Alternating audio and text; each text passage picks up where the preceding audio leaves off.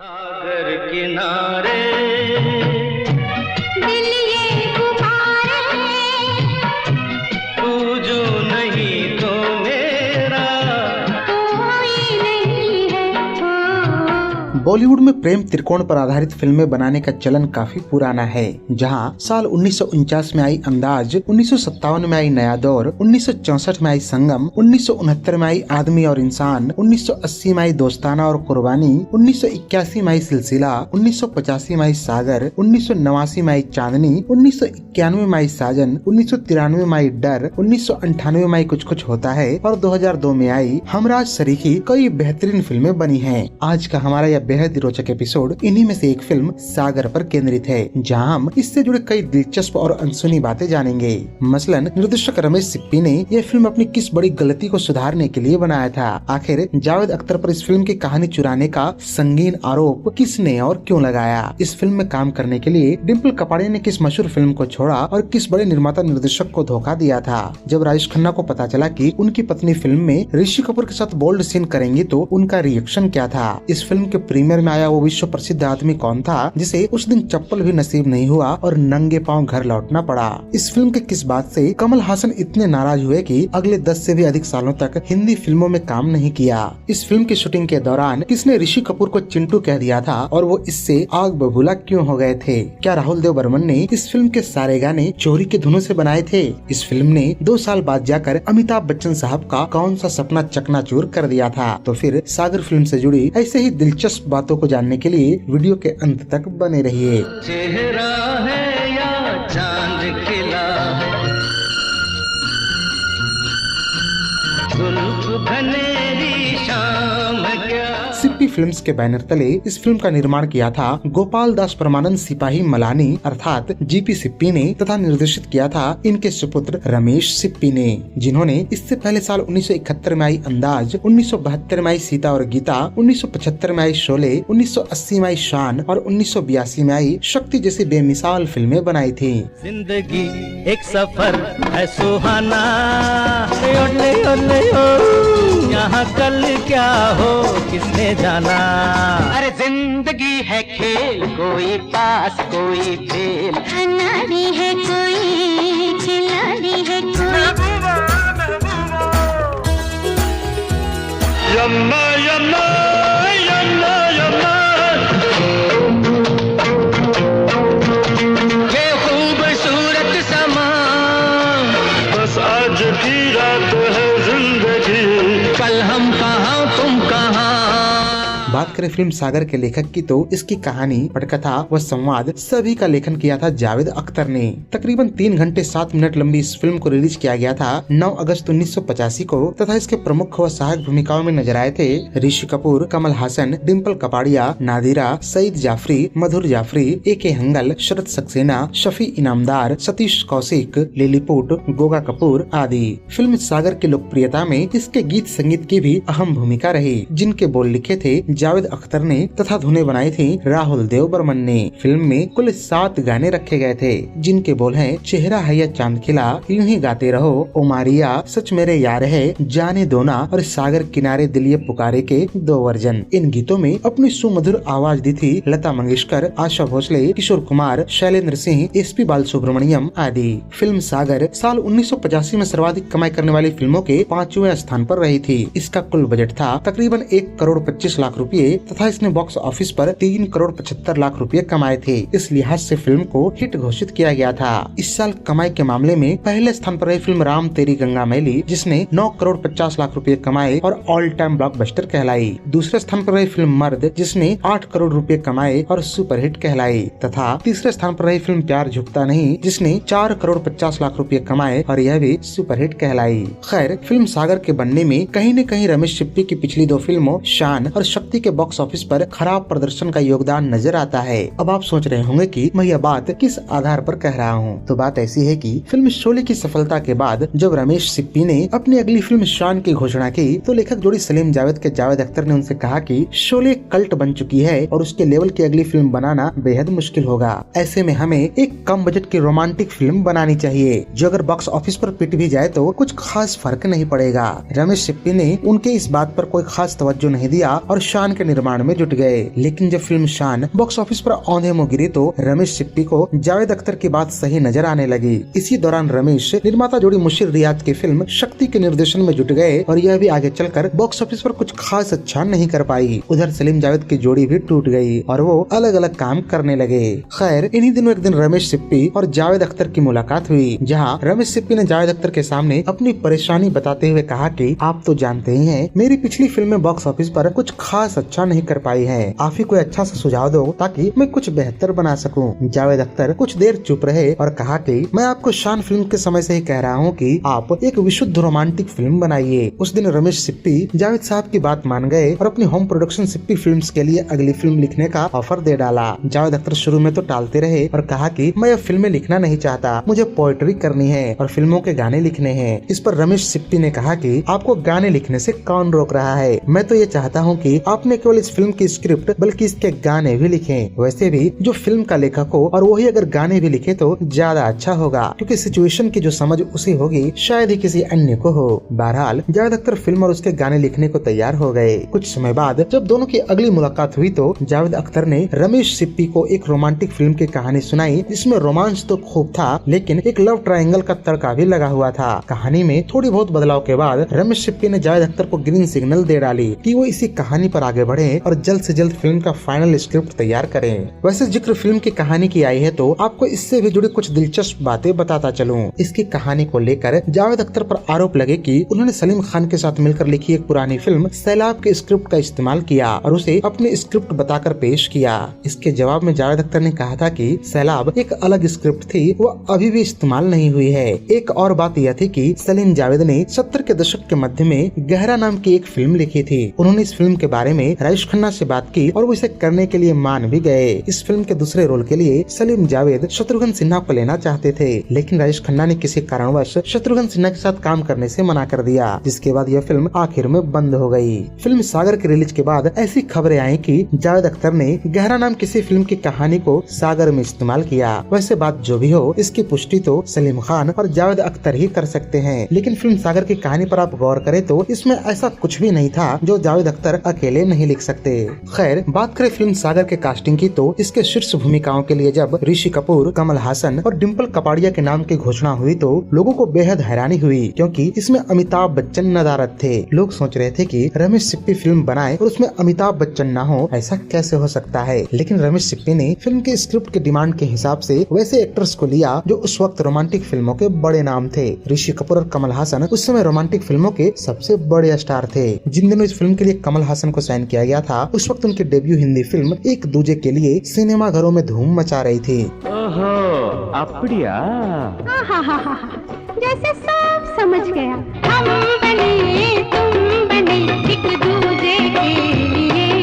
इधर साल 1973 में आई बॉबी की अपार सफलता के बाद ऋषि कपूर और डिम्पल कपाड़िया की जोड़ी एक बार फिर से दर्शक देखने वाले थे, जिसका अलग ही उत्साह था। जैसा कि आप जानते ही हैं कि फिल्म बॉबी की शूटिंग के दौरान ही डिम्पल और राजेश खन्ना की शादी हो गई और शादी के बाद डिम्पल ने अपने एक्टिंग कैरियर से दूरी बना ली। अब लगभग 10 सालों के बाद वो एक बार फिर से फिल्मों में आने को बेताब थी। इस दौरान उनके और राजेश खन्ना के बीच मन मुटाव भी चल रहा था और वो अपने पति से अलग रह रही थी। शायद एक बार वो फिर से एक्टिंग की दुनिया में वापसी इसलिए कर रही थी कि वो खुद को साबित कर सके। संभवतः वो दिखाना चाहती हो कि उनका उनके पति के अलावा भी अपना एक वजूद है। खैर, ऋषि कपूर जिस पूरे घटनाक्रम को जानते थे, उन्होंने अपनी तरफ से राजेश खन्ना से बैर मोलने का जोखिम नहीं लिया। ऋषि ने राजेश खन्ना को बताया कि वो और डिम्पल साथ में एक फिल्म करने वाले हैं, इसमें उन्हें कोई आपत्ति तो नहीं। राजेश खन्ना का जवाब बड़ा ही सपाट था कि ये डिम्पल का फैसला है और वो अपने मर्जी की मालकिन है और अपने फैसले खुद ही कर सकती है। खैर, डिम्पल ने फिल्म सागर को साइन तो कर लिया, लेकिन इसके लिए उन्हें एक बड़ी फिल्म से हाथ धोना पड़ा। दरअसल इन्हीं दिनों उन्हें निर्देशक के बालाचंद्र ने अपनी फिल्म सदमा के लिए अप्रोच किया,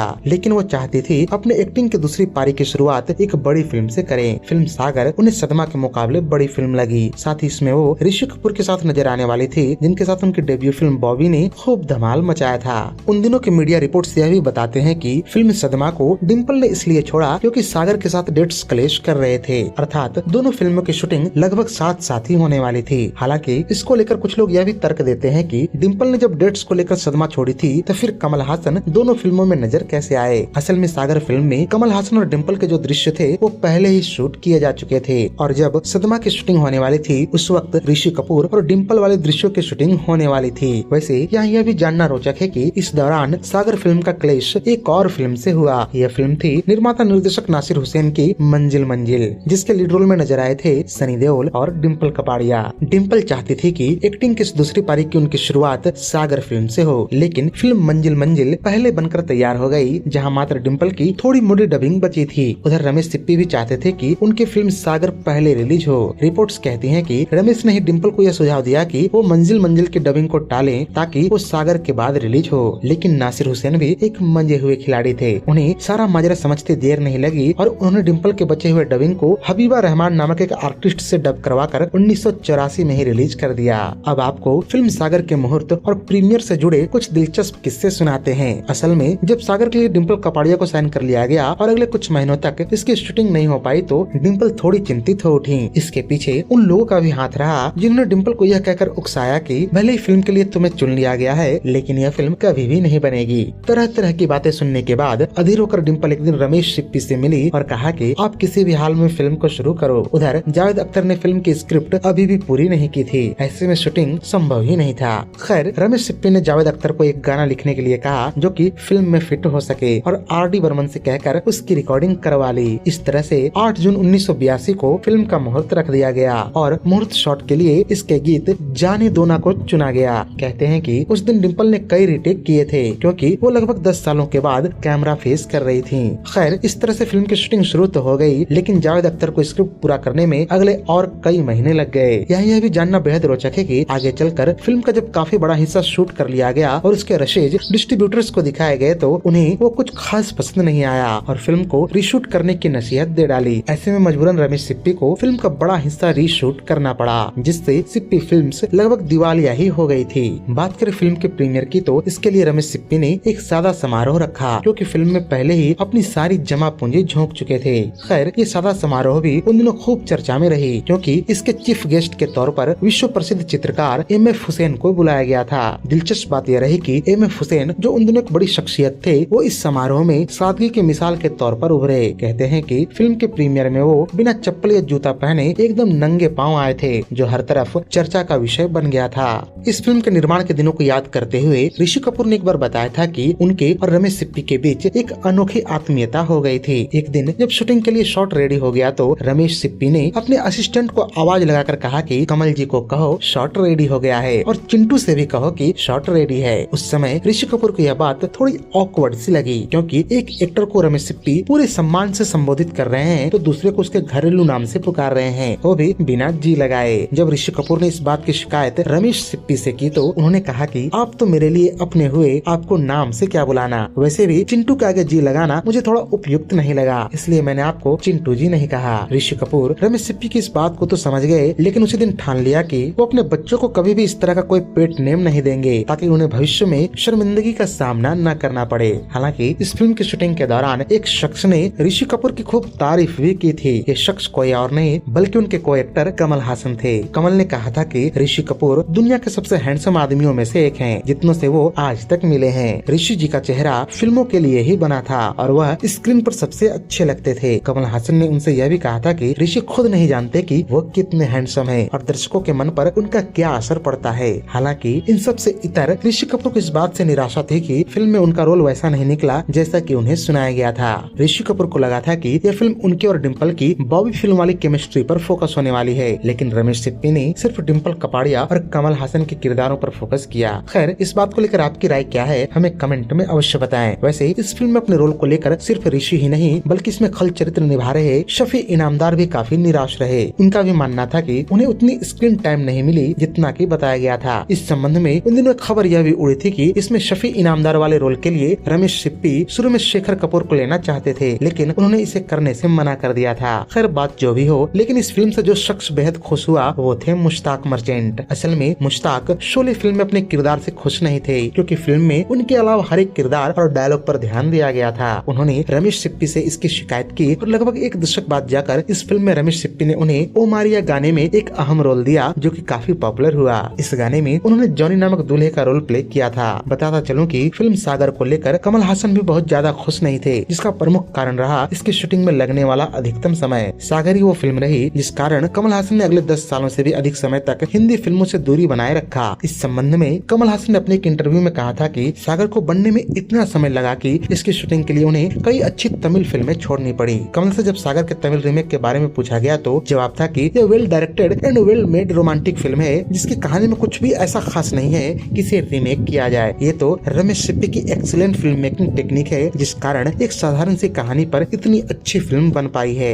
खैर, अब बात कर लेते हैं इस फिल्म के गीत संगीत की, जिनके बिना न केवल यह फिल्म अधूरी रहती बल्कि हमारा यह एपिसोड भी अधूरा रह जाएगा।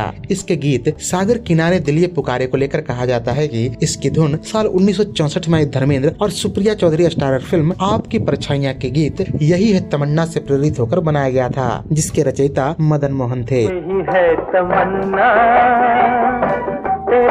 यह बात पूर्णतः सत्य नहीं है। असल में जब आप इस बात के तह तक जाएंगे तो पता चलेगा कि राहुल देव बर्मन ने इसकी धुन साल 1991 में आई फिल्म नौजवान के गीत ठंडी हवाएं से प्रेरित होकर बनाया था, जिसके रचयिता थे उनके पिता सचिन देव बर्मन। इस बात की पुष्टि राहुल देव बर्मन ने प्रसार भारती को दिए एक इंटरव्यू में भी किया था।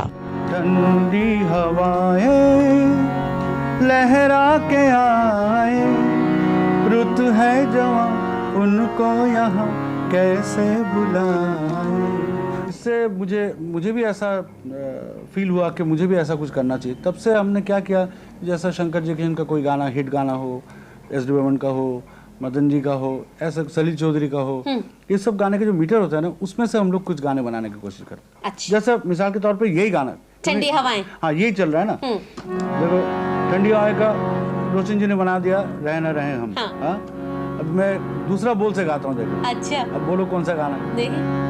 सागर किनारे दिल ये पुकारे, तू जो नहीं तो मेरा कोई नहीं है। जहाँ तक बात है फिल्म के गीत ओ मारिया की, तो इसके मुखड़े की धुन साल 1973 में पॉल मैकार्टनी के album band on the run के गीत ममुनिया से प्रेरित है। आप खुद ही सुनकर इस बात का अंदाजा भी लगा सकते हैं। बताता चलूं कि इस फिल्म में ऋषि कपूर के सारे गीत शुरू में बॉबी फिल्म की तरह शैलेंद्र सिंह ही गाने वाले थे, लेकिन बाद में इस फैसले को बदल दिया गया और शैलेंद्र सिंह के हिस्से फिल्म का एकमात्र गीत जाने दो ना आया, जिसमें उनका साथ निभाया था आशा भोसले ने। तो ये थी सागर फिल्म के गीत संगीत से जुड़े कुछ रोचक तथ्य। वैसे इस फिल्म का कौन सा गीत आपको सबसे ज्यादा पसंद है, हमें कमेंट बॉक्स में जरूर लिखें। बात करें फिल्म को मिले अवार्ड्स की, तो साल 1987 में आयोजित 33वें फिल्म फेयर अवार्ड्स में से best film, best director, best actor, best actress, best supporting actor, best supporting actress, best music director, सागर किनारे दिल ये पुकारे गीत के लिए बेस्ट लिरिसिस्ट और बेस्ट मेल प्लेबैक सिंगर तथा बेस्ट सिनेमेटोग्राफी समेत कुल 10 नॉमिनेशंस मिले थे। इनमें से फिल्म 4 अवार्ड से अपने नाम करने में सफल रही थी। ये अवार्ड्स बेस्ट एक्टर के लिए कमल हासन, बेस्ट एक्ट्रेस के लिए Dimple Kapadia, best male playback singer के लिए किशोर कुमार और बेस्ट सिनेमेटोग्राफी के लिए एस.एम. अनवर को हासिल हुए थे। यहाँ दिलचस्प बात यह भी है कि इस फिल्म के लिए कमल हासन को बेस्ट एक्टर और बेस्ट सपोर्टिंग एक्टर के 2 नॉमिनेशंस मिले थे। सागर के अलावा इस साल फिल्म फेयर अवार्ड्स में राम तेरी गंगा मैली को भी 10 नॉमिनेशंस मिले थे और इसने कुल 5 श्रेणियों में जीत हासिल की थी। इनके अलावा फिल्म तवायफ और मेरी जंग को 7 नॉमिनेशंस और प्यार झुकता नहीं तथा उत्सव को 4 नॉमिनेशंस मिले थे। गौरतलब है कि इस साल के टॉप 3 ग्रोसर फिल्मों में शामिल राम तेरी गंगा मैली का तो फिल्म फेयर अवार्ड्स में अच्छा खासा दबदबा रहा, लेकिन मर्द को एकमात्र नॉमिनेशन मिला। मर्द फिल्म के लिए यह नॉमिनेशन अमिताभ बच्चन को बेस्ट एक्टर के लिए हासिल हुआ था, पर दुर्भाग्य से वो अवार्ड कमल हासन से हार गए थे। तो ये थी लोकप्रिय रोमांटिक ड्रामा फिल्म सागर पर हमारी एक स्पेशल वीडियो। उम्मीद है कि ये आपको बेहद रोचक लगी होगी। अगर वीडियो पसंद आई हो तो इसे लाइक करके अपने जैसे अन्य सिने प्रेमियों तक भेजना न भूलें। वैसे आप हमें कमेंट बॉक्स में यह अवश्य लिखें कि कौन सी हिंदी फिल्मों पर आप ऐसे ही वीडियोज देखना चाहते हैं। खैर, आज के इस वीडियो में यहीं तक। मिलते हैं ऐसे ही एक और दिलचस्प वीडियो के साथ। तब तक हमारे चैनल पर उपलब्ध अन्य वीडियोज का भी आनंद लेते रहिए। धन्यवाद।